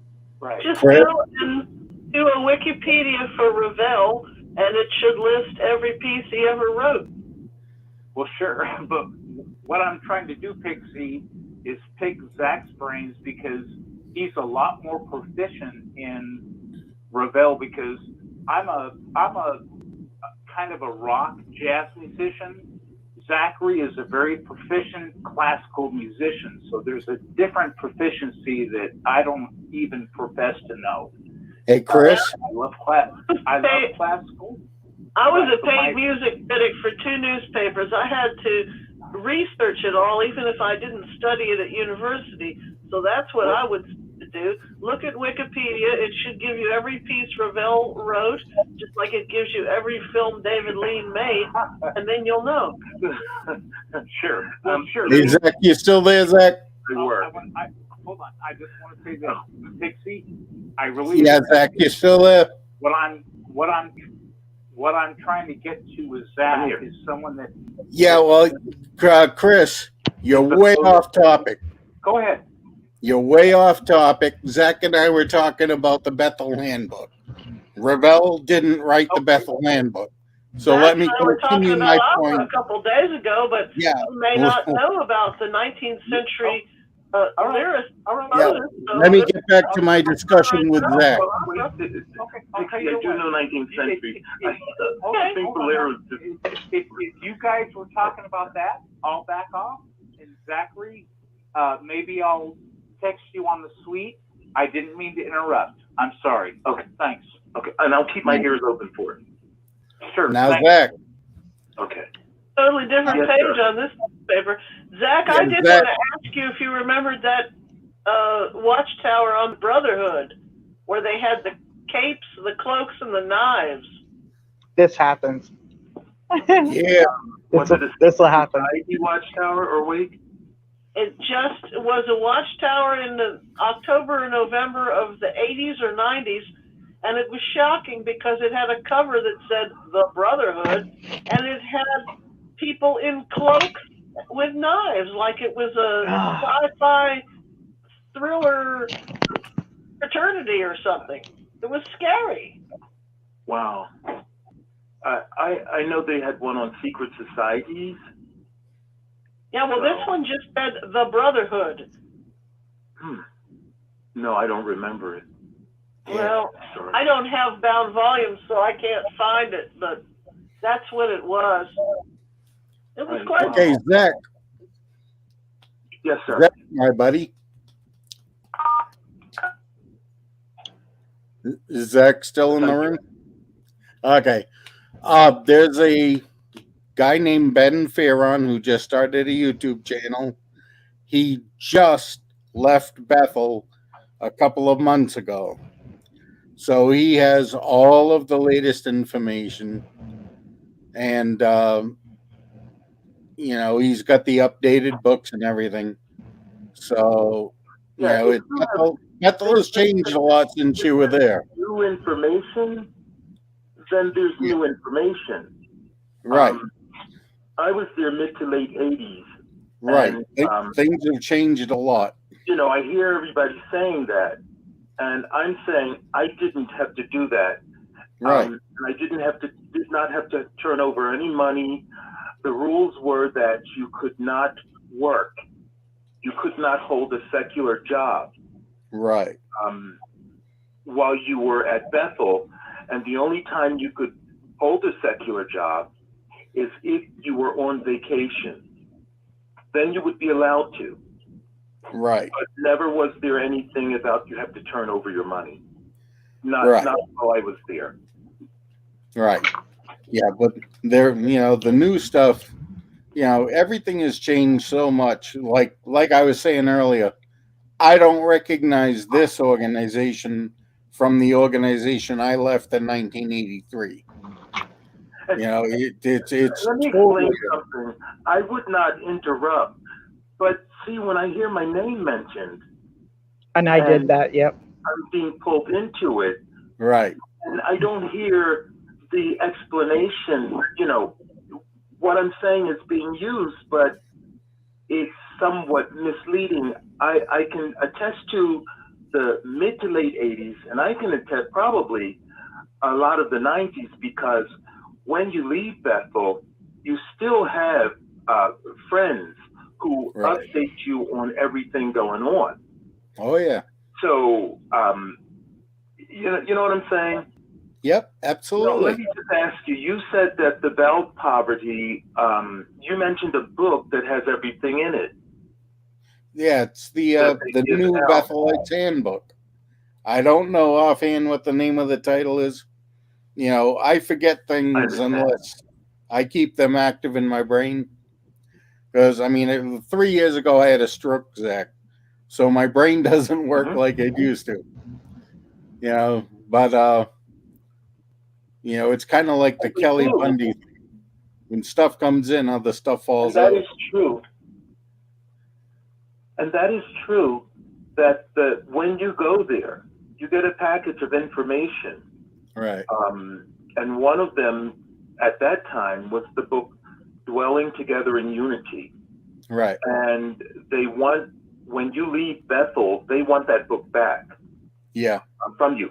But in addition to that, there's the branch manual that all branches have. And basically has the procedures at, I guess you could say, at every step. You know, the procedure for circuit overseers. I don't know it that well because I've only glanced through something that was maybe an old branch manual. But yeah, they do have handbooks. I will agree to that. They have handbooks with rules in it and all that.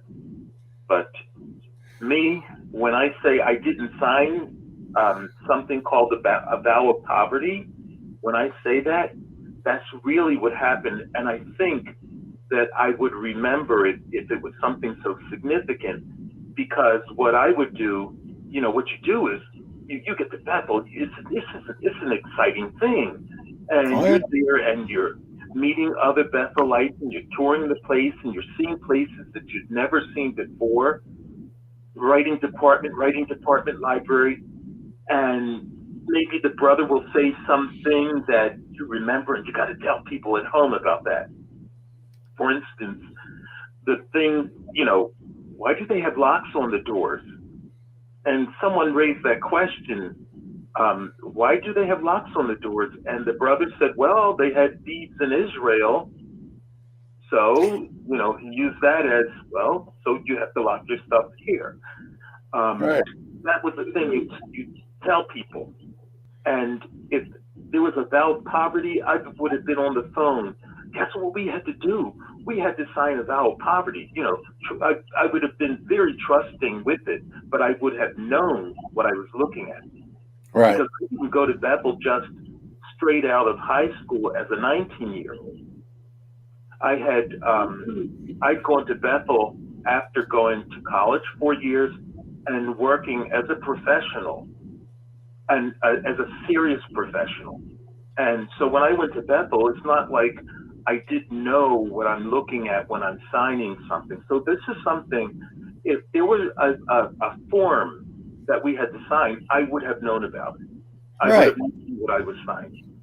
And so at that time, at least, there was no such form. Right. There is now.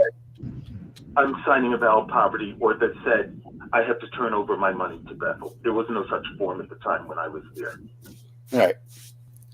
But, you know, and I don't even know if it's an actual form that you sign, but it is an oath that you have to take. You know? You know what I say?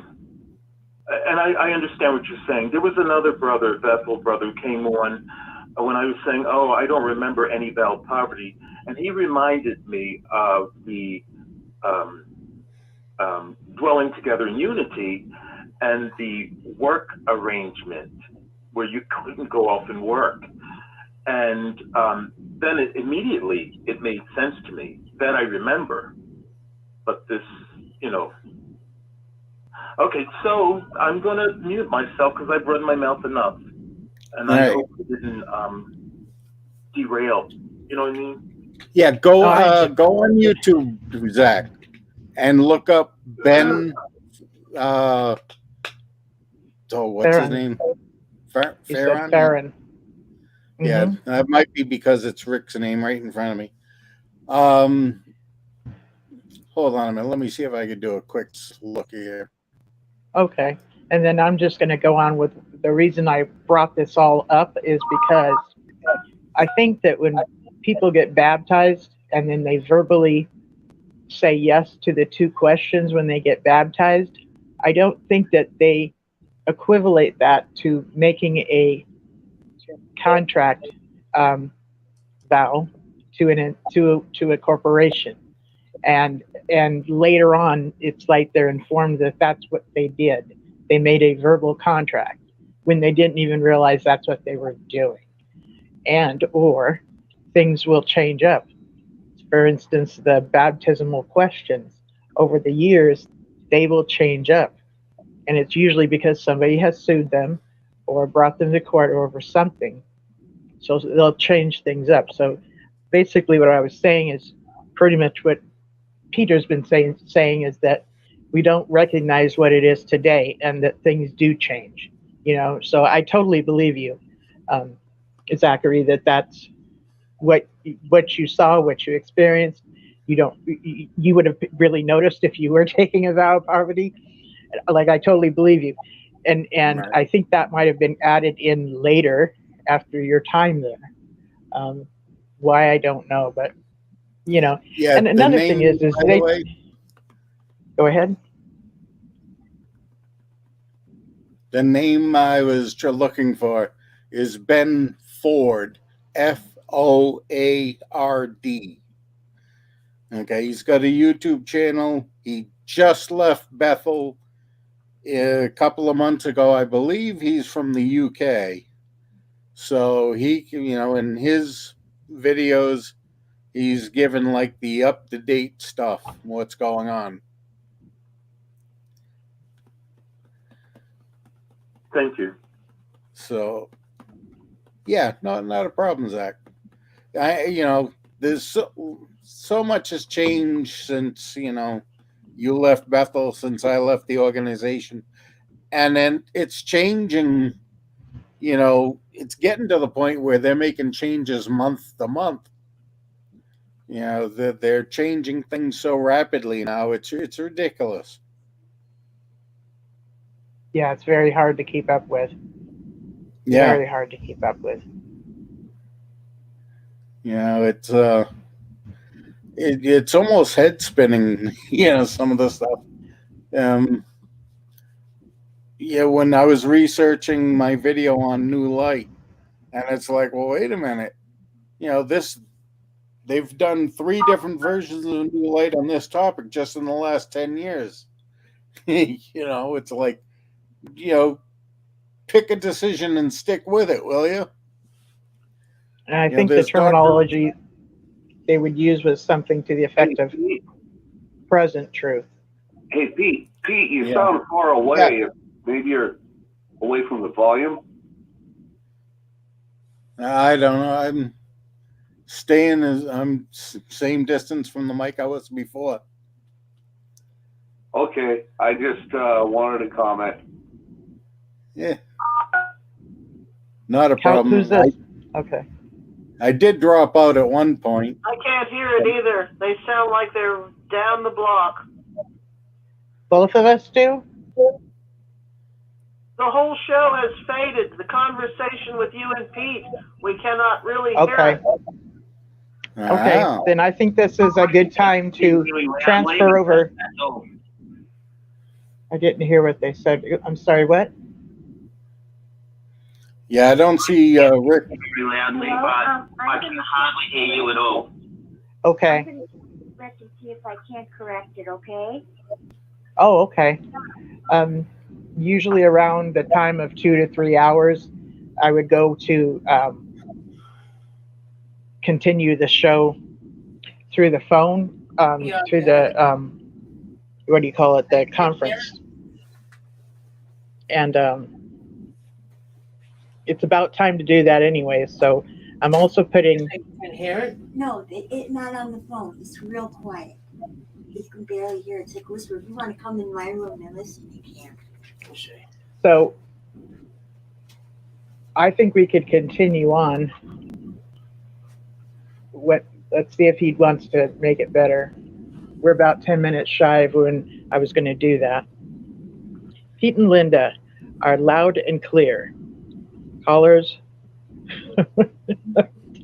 Callers are talking on. Callers are talking on tin cans. Now, isn't that interesting? That's the way he's hearing it on YouTube, So there's obviously a sound thing going on here and there.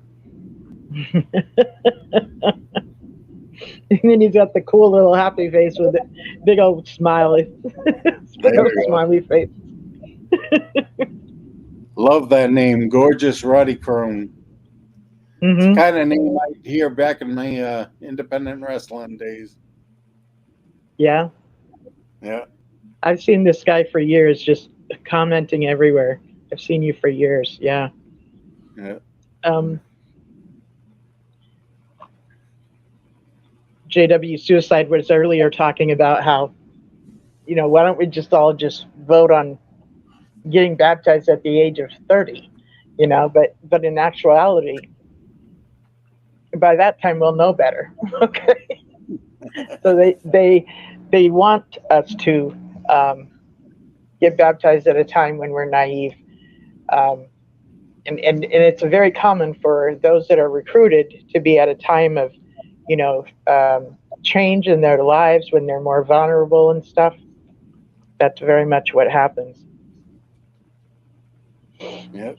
So I'll tell you, in hindsight, I wish I had never gotten back. Religion, they can do that. If it was just a fraternity, the person would have to be 21 or older. Yeah. A religion can do what? I said, I think because it's a religion, they can consider the younger members. If it was a fraternity or some sort of Masonic society or Rosicrucians or something, they'd have to be at least 18 and probably above 21. Well, yeah, the Catholic Church baptizes newborn infants. That's true. Methodist as well. They watched when I was born. I think that's good enough. Yeah.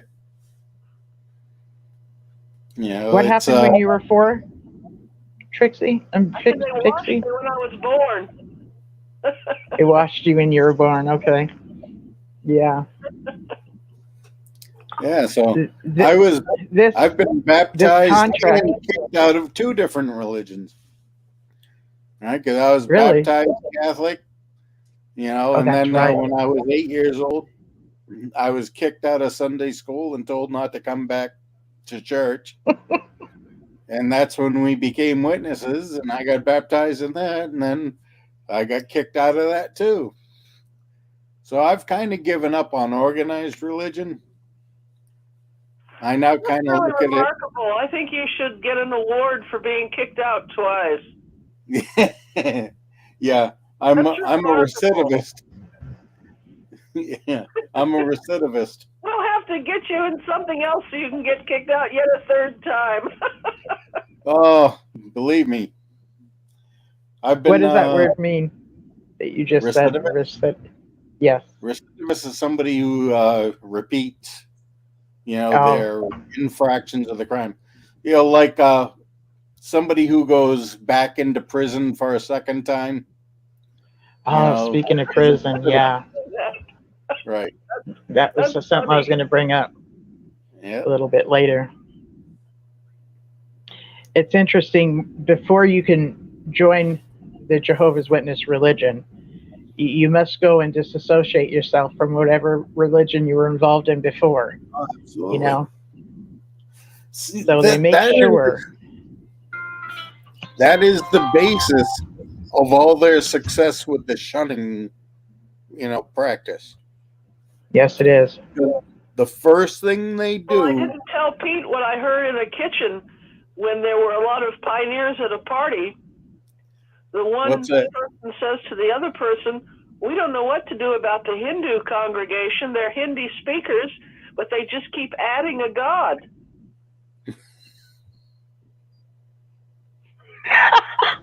Look at Pete. He's busting again. Yeah. He still knows what that means. That's true. You imagine having a Hindi pioneer go into the door with 8 arms, have Watchtower and a lake, and wow, very creative. Well, anyway, that was a real problem they had, because these were Jehovah's Witnesses that spoke Hindi and read Hindi and also English, but they found that the rank and file of the congregation there had just added another god, the God of the Bible. And why not? They were still, they were still Hindi in language, but a lot of them were still Hindu in culture. Yep. Well, why not? They joined a religion that rewrote the Bible to suit their doctrine, so why not? Well, what do we got here? I didn't get my Catholic baptism. You wonder what some of the African nations or in India, what are the people really thinking? Or even in English, how can we even comprehend, you know, this patriarchal desert god that was in the Bronze Age? We got totally different thinking than, say, King David. That's absolutely true. Right now, there's totally different thinking than there was, you know, when I was a kid.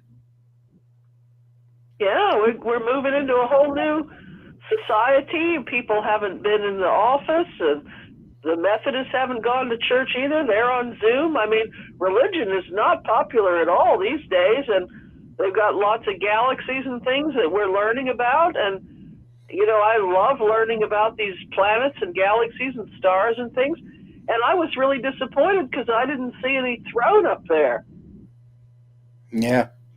You know, the youth of today doesn't, you know, the youth of today aren't particularly into religion because they're not into traditions and rituals and, you know, things like that. Yeah, and we know meditation works from Harvard. We know that we can get our blood pressure down. Right. There is some science to some of these ancient techniques, but they're just not going to be attending something and going through religious books and stuff of any kind. No, and, you know, I mean, even when we were kids, like I grew up, you know, up until I was 8 in the Catholic Church. There's nothing, well, the only thing worse than sitting through a Catholic Mass is going to a Greek Orthodox wedding. Really? I thought Catholic Mass was bad, but I went to a Greek Orthodox wedding, and that was hell. I mean, that was absolute torture. So I can understand, you know, the kids today don't have the attention span for that. You know, we live in a microwave society. Everything has to be about instant gratification. As a matter of fact, earlier today, I was in one of my Facebook groups where I, you know, post links to my videos, and somebody actually commented, "Watching videos can get to be a bit of a pain. Can you just give us the gist?" And I said, "No." All I said was, "No." And so he wrote back, "Why not?" I said, "Because for a 10-minute video, I'll spend up to 30 hours to research the subject, to gather my notes, form an outline, write a script, shoot the video, edit the video, do the graphics, the thumbnail, and all that stuff. So I'm not going to spend 30 hours working on a 10-minute video just so I can give you a Cliff Notes version of it."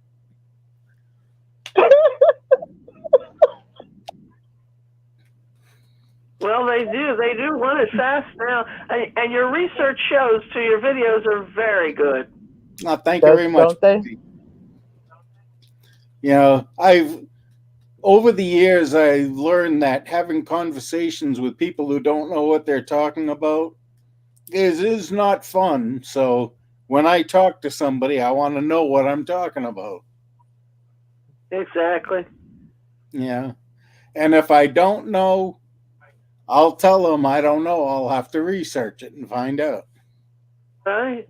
You know, well, unless I don't like the person, then I'll just make something up. Post that even the U.S. military had to change some of their techniques and advertising, and even some of their, after the recruit goes to basic training, things had to change for this recent generation. They found things were very, very different. Most of them have single parent homes, and they've had different you know, daycare. They didn't stay at home until they were 5 or so.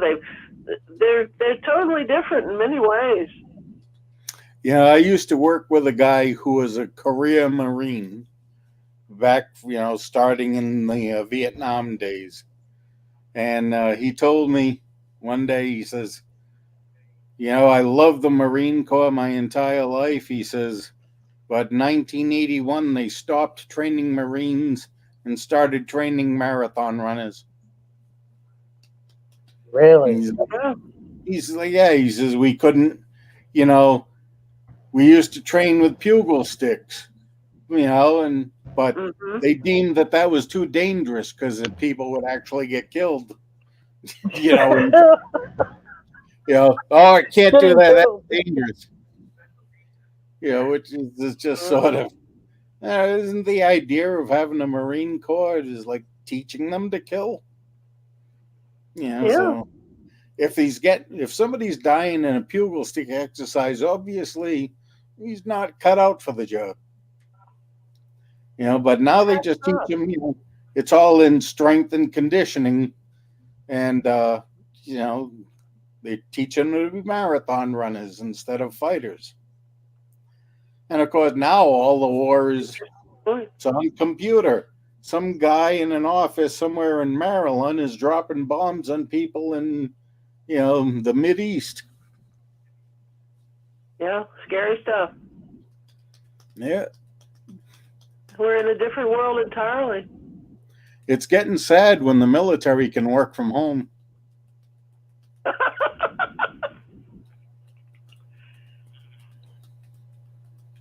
When people sign up for the military, they know that they're going to be, that they're signing up for something that's going to break them down and build them up again. Right. How? They don't quite know how, but they know that that's what they're going into. Right.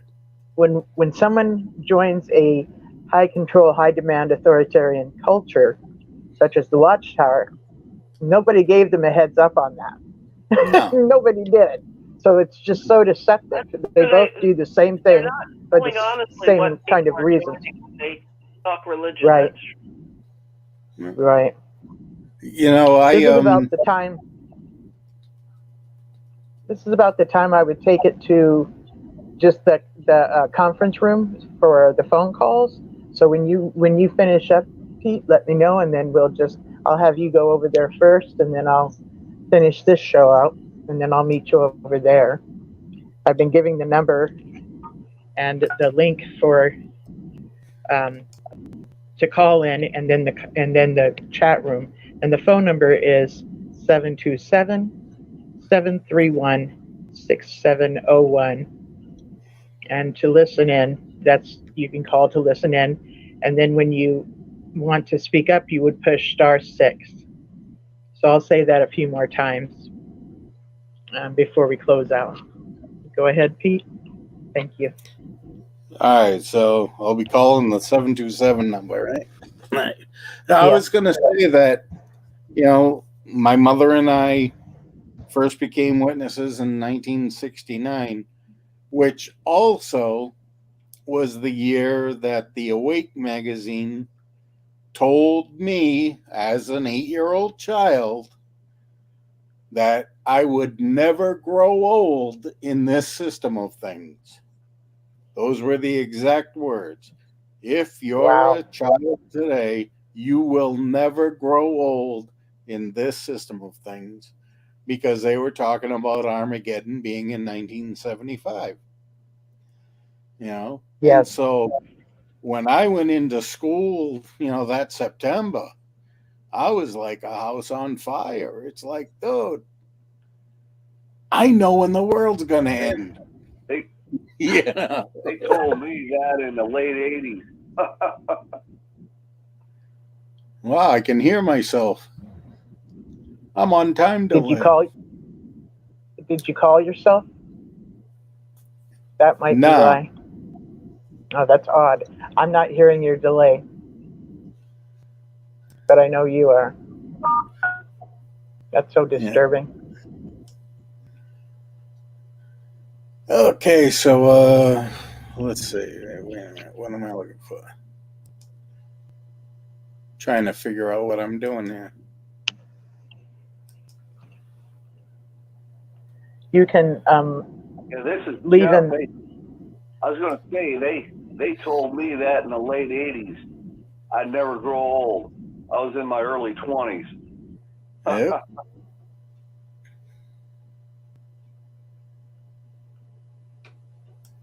Yeah, we were all told this. We were all told this. So the deception is huge.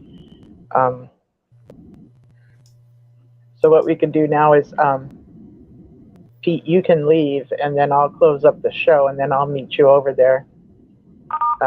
All if you right. can let me know. I will catch you in a bit. Cool. So we're just going to transfer over to the phone calls and chat room. And this is Apostababe Linda James, your favorite apostate, transferring over to the chat room and the phone number. And I'm going to repeat the phone number again. It is 727-731-6701. And you can listen to the show. And if you want to make a comment, you're welcome to push *6, and that way you can join the conversation. So yeah, if you want to find the link to the chat room, I did put it here in the live chat of the video that I'm doing here on YouTube. But if somebody else is listening to it and from another location, you can find that link by going to 6 Screens of the Watchtower and scrolling down, and it will give you the link of where the chat room, where you can join the chat room. And when you are in the chat room, you can listen to the show as well.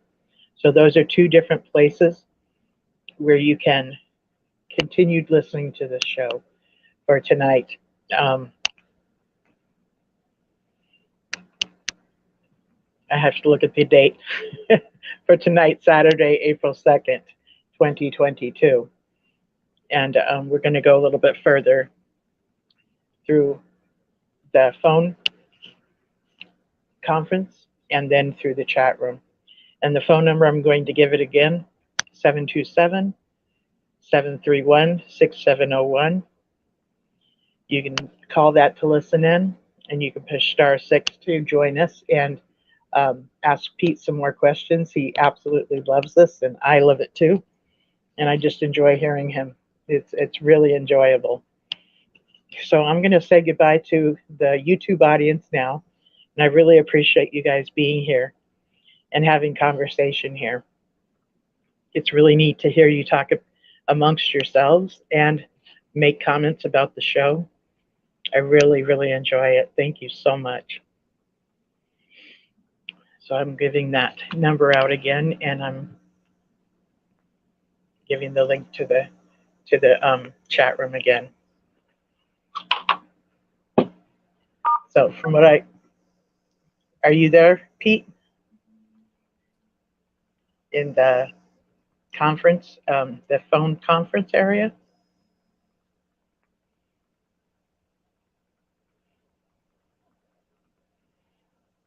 So I'm going to assume he's made it over there, and I'm going to exit, and I will see you next week, and enjoy your week. Thanks a lot. Again, this is Apostababe, your favorite apostate. Bye-bye.